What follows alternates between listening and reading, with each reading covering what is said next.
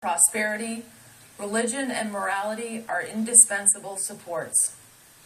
In vain would that man claim the tribute of patriotism who should labor to subvert these great pillars of human happiness, these firmest props of the duties of men and citizens. The mere politician, equally with the pious man, ought to respect and to cherish them. A volume could not trace all their connections with private and public felicity. Let it simply be asked, where is the security for property, for reputation, for life, if the sense of religious obligation desert the oaths which are the instruments of investigation in courts of justice? And let us with caution indulge the supposition that morality can be maintained without religion. Whatever may be conceded to the influence of refined education on minds of peculiar structure, reason and experience both forbid us to expect that national morality can prevail in exclusion of religious principle. It is substantially true that virtue or morality is a necessary spring of popular government. The rule indeed extends with more or less force to every species of free government. Who, that is, a sincere friend to it can look with indifference upon attempts to shake the foundation of the fabric? Promote, then, as an object of primary importance, institutions for the general diffusion of knowledge. In proportion as the structure of a government gives force to public opinion, it is essential that public opinion should be enlightened.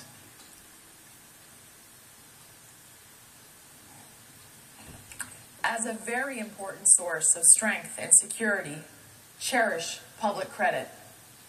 One method of preserving it is to use it as sparingly as possible, avoiding occasions of expense by cultivating peace, but remembering also that timely disbursements to prepare for danger frequently prevent much greater disbursements to repel it.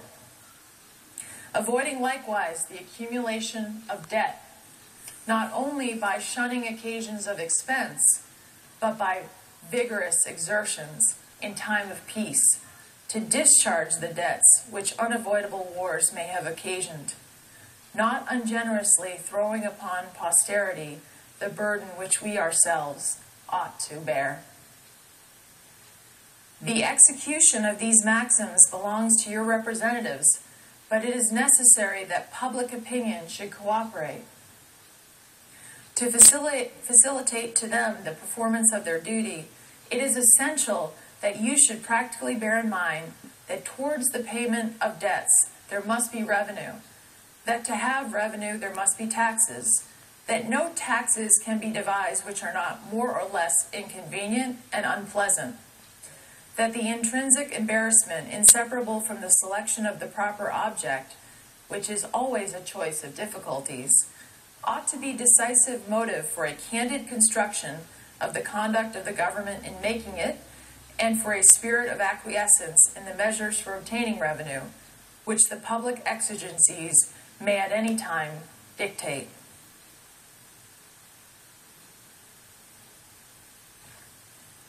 Observe good faith and justice towards all nations.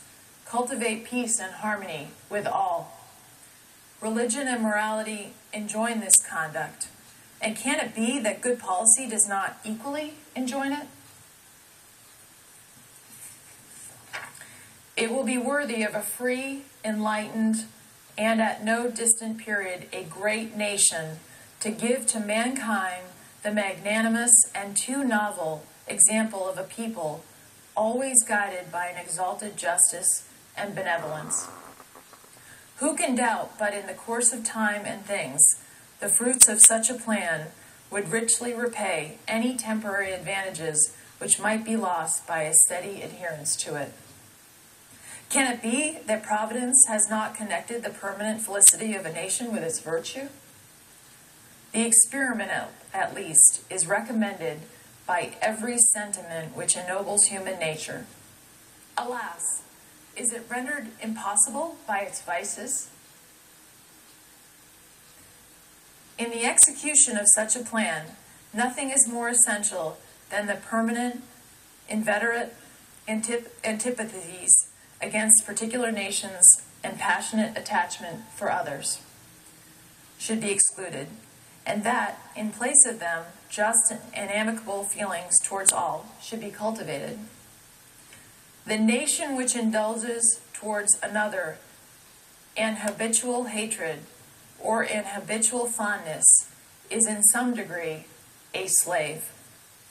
It is a slave to its animosity or to its affection, either of which is sufficient to lead it astray from its duty and its interest.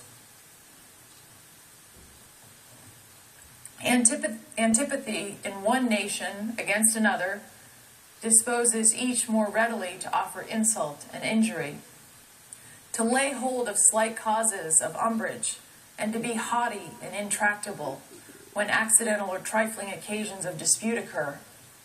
Hence, frequent collisions, obstinate, envenomed, and bloody contests. The nation, prompted by ill will and resentment, sometimes impels to war the government, contrary to the best calculations of policy.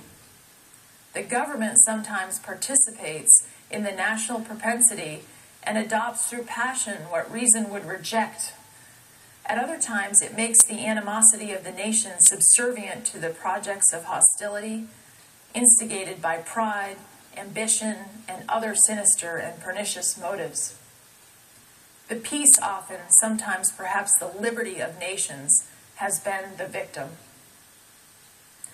So likewise, a passionate attachment of one nation for another produces a variety of evils. Sympathy for the favorite nation, facilitating the illusion of an imaginary common interest in cases where no real common interest exists, and infusing into one the enmities of the other, betrays the former into a participation in the quarrels and wars of the latter, without adequate inducements or justifications.